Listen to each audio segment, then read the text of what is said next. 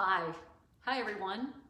Checking in. It's been a little while since I made a video, but I got something on my heart and I just got to share it with you. What is the number one greatest decision you can make to improve your health? Number one. Do you know what it is? Look, we live in a time, I've got some notes here, I'm going to give you some stats. That's what I'm going to be looking at in a second. We live at a time when we're in a worldwide health crisis. We're being battered. I mean, we are being battered. This biological being that we are, this body, is being attacked, and I don't think it's going to stop. I personally think this is just a sneak preview. Coming attractions is one way to look at it. And let me just give you some stats in case you don't know this, because you need to know this. Did you know that 42% of Americans over age 20 are obese? That means your body fat is beyond just being overweight, okay? Obese. And a lot of people don't realize they're obese because they think that means you have to be like double in size. Nope. Did you know that 70% of Americans older than 20 are overweight? Okay, so let's do those numbers for a minute. 7 in 10. 10 people in a room, 7 are other overweight. Okay, 40%, 4 of them are obese out of those 7. Bet you didn't know that. And that's from 2018. We don't even know since the lockdowns and the stay at home and work beside your refrigerator. We don't even know what that's done to those numbers. I'm sure it's... Did you know that 10% of Americans, 88 million, are diabetic? 88 million. That's 1 out of 10 in the room. And did you know that out of those 10, 30% of them, 3 out of 10, are pre-diabetic, okay? So 3 out of 10. I mean, these numbers are staggering, okay? If that doesn't shock you what I just said, then 48%, almost half of Americans have heart disease. Half. So, and that's half the room, half out of 10. And out of that same room of 10 people, one of them is on, is it 1? Yeah, 10% of Americans, 1 is on antidepressants. So let's just take 10 people in a room, 70% are overweight. Okay, 7 of them. 4 out of that 7 are obese. 5 out of that 10 have heart disease. And 1 of them's on antidepressants. And what was the other one? Diabetic. You know, 3, 4 out of that number. I mean, it's my point I'm trying to make is that we're not going to trash the people who suffer these things or who have these things. All right. But we're talking about what's the number one thing you can do for your health. Those are just stats in America, all right? Are you a stat? Because this is where we're headed. Pre-diabetes is just as serious as diabetes, and most people don't know they have that. All right, so why isn't there, here's my question for you. I want you to answer this, and if you want to write something in the comment box to answer this question, I'd love to hear it. Why is there not an onslaught from the media telling us to get healthy? Telling us to stop eating all that sugar. Stop eating all the white flour. Those are the 2 worst culprits in the human diet, other than the toxins and chemicals that come from processed food, fast food, prepackaged food. Why isn't there an onslaught saying, America, get healthy. Take this stuff seriously. Why? I'd love to know why. Because, you know, in my education, we were taught this is important and this is necessary, and people's lives, people are going to be suffering tremendously in their health because of those things. People are going to suffer disease and have a greater propensity to catch everything that goes around and suffer, especially later in life. So why aren't we hearing anything about that?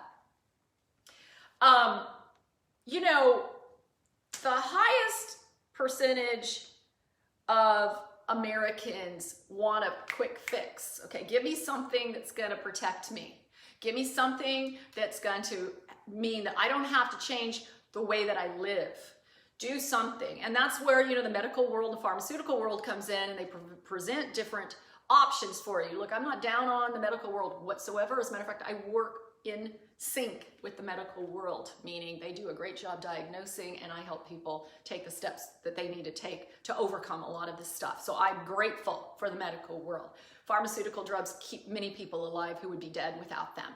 However, to say the solution is to not improve this and just rely on that, okay, that's like you got a bunch of books and you got a bookend holding one end of the bookends up, and the other one is take your health seriously and you're missing that bookend. Well, the books are just going to fall that way then. Still going to suffer. You're not going to get around it. You cannot get around it by just one bookend. So we need a long-term approach. How many of my friends out there believe in self-control? I mean, we say we do. We say that's a virtue. It's a fruit of the spirit. Self-control. Self-control means we're going to take a lifestyle approach, a long-term approach to our health, and not give in to every craving and every unhealthy craving and whim that we have about the way we live our life. That's what self-control means. We're going to control those things. So I heard someone say the stupidest thing they ever heard. Literally, I just read this on Facebook, is people who won't wear, this and who won't get this, okay? That's your opinion. It's your opinion to have. You know what I think, and I don't like the word stupid, but stupider than that, is saying that's the only way and you can neglect your health and think you're gonna make it through what the world has to offer going forward with, I believe, like I said, this disease is just a sneak preview of coming attractions. We have got to get battle ready in our body. We have got to take care of this biological computer. The body is amazing. It's like a biological computer housing our soul, trying to keep us alive. Okay, so let's define healthy and then we're about done. Healthy means you are focusing on a healthy lifestyle, the way you live your life, your sleep, your stress, your relationships, your relationship with your job, with others. Healthy lifestyle, healthy nutrition, what's on your plate, how you build your plate, and then healthy supplementation, which is a way to close the gaps on a lot of those things. 3 areas. How are you doing in those? Okay, because we're going to no longer say, I'm a size 4, I'm a size 6, and I look good, I'm healthy. Or, I work out in the gym, look at my muscles, men and women. Look at me, I work out, I'm healthy. No, you're just swole, okay? You're just got muscles. No, you just look good in your jeans if you're thin. That does not make you healthy. We have got to get away from that. That's not what makes a person healthy. You know, you want to know more, you want to have a full life. Do you want to live a full life? At least give your body the best possible chance, your mind, body, and soul on this planet going forward. Are you done with the crazies and the chaos and honestly the stupid out there that's telling us stuff that we don't have to listen, we don't have to control the things that we put on our plate or in our life? We don't have to do that. Matter of fact, I don't see advertisement for that. So this is a free advertisement for that, okay? So this is what I do. I help people balance lifestyle, supplementation, and nutrition, getting you to the best, fullest life that you can experience. That is my goal. So decide, here's the answer to the first question that I asked in this video. What is the number one decision you can make to be healthy and to be able to, at least give yourself a fighting chance with everything coming at us? Here's the answer to that question. What's the best decision? It's the decision to be healthy is the best decision. Just make the decision to be, I want to be healthy. There it is. You said it. There's your decision. And from that, you know what? I can help you do that. I can help you take those steps. September 20th, I'm kicking off not only a detox, but a 28-day program to healthy lifestyle, all the other areas we talked about. So please join.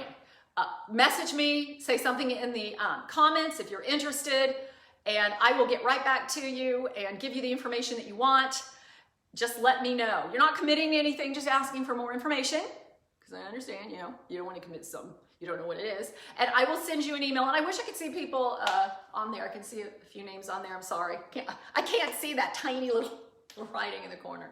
So there you go. I really hope that we all, we survive, but not only just survive from what we're being battered with in our health these days, but that we flourish and we live a very full, long life. That is my wish for everyone. This is a passion for what I do. Thanks for listening. If you're just checking in, go back to the beginning and see what you missed. Okay, bye-bye.